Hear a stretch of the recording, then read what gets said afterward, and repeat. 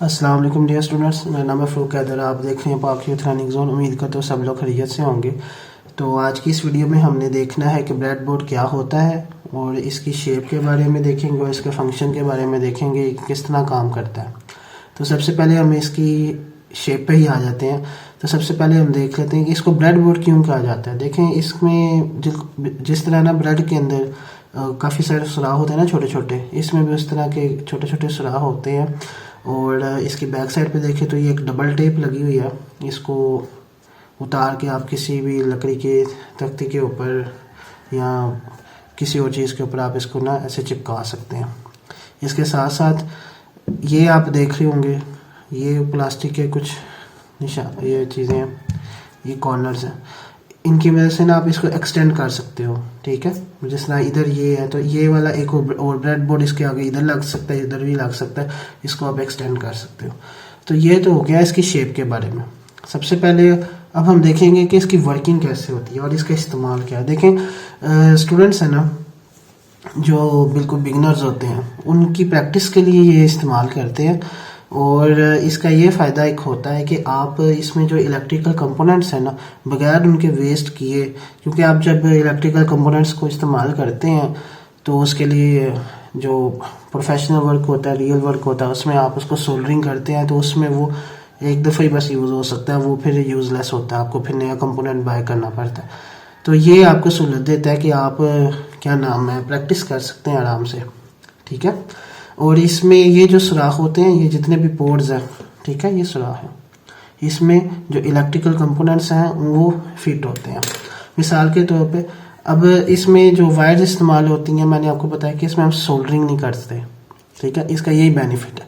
तो इसमें जो कनेक्टिंग वायर्स होती हैं, इनको जंपर वायर्स कहते हैं। इनको आप ज़रा देख लें, ये इस तरह करके ना नोब्स पिन बनी हुई हैं। ठीक है, ये आप अगर बाज़ार शॉप से बाय करेंगे, उनको आपने बताना है कि इस तरह की चाहिए। कुछ दूसरी भी सिंपल वायर भी होती हैं, वो भी यूज़ कर सकते हैं, लेकिन वो यूज़ करना मैं आपको रिकमेंड नहीं करूँगा, क्योंकि इसको इंसर्ट करना फिर निकालना बड़ा आसान है वो उसकी निस्बत। तो इसको हम कहीं भी ऐसे इंसर्ट कर लेते हैं। ये हमने इंसर्ट कर दिया, ठीक हो गया। तो सबसे पहले अब आपको ना इसका बता दूं कि ये दो तरह से काम करता है। ठीक है, अब इसमें सबसे पहले हम देख लेते हैं ये वाला हिस्से, इसके जो साइड्स हैं। एक ये वाली, ये दो हमारे कह लें, इनको कॉलम कह लेते हैं या रोज़ कह लें। चलें, ये हमारे पास ये रोज़ है, ये वाली और ये वाली। ठीक है, और ये हमारे पास इसमें कॉलम्स हैं।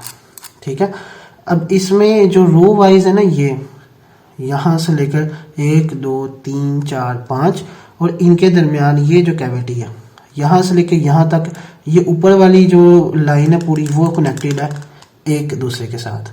इसी तरह ये दूसरी लाइन इस तरह रो वाइज एक दूसरे के साथ कनेक्टेड है। और ये यहाँ से लेके यहाँ तक कनेक्शन है। इसी तरह दूसरे हाफ में हम देखते हैं तो यहाँ से लेके यहाँ तक कनेक्शन होगा। ठीक है, वो भी ऐसे ही रो वाइज होगा कि ऊपर वाली जो लाइनें हैं ये वाली एक दूसरे के साथ कनेक्ट है और इसी तरह नीचे वाली लाइनें ये कनेक्टेड है। इसी तरह सेम सिनेरियो इसका। ठीक है, यहाँ से लेके यहाँ तक 5वें तक। ठीक है, ये आपस में क्या है, ऊपर वाली लाइन भी एक दूसरे के साथ रो वाइज कनेक्टेड है और ये दूसरी लाइन भी रो वाइज एक दूसरे से कनेक्टेड है। अब इसको इससे अलग किया गया है ये सेंटर में से। ठीक है, 5 इस तरफ और 5 उस तरफ। ठीक हो गया, तो ये दोनों साइड सिमिलरली वर्क करते हैं।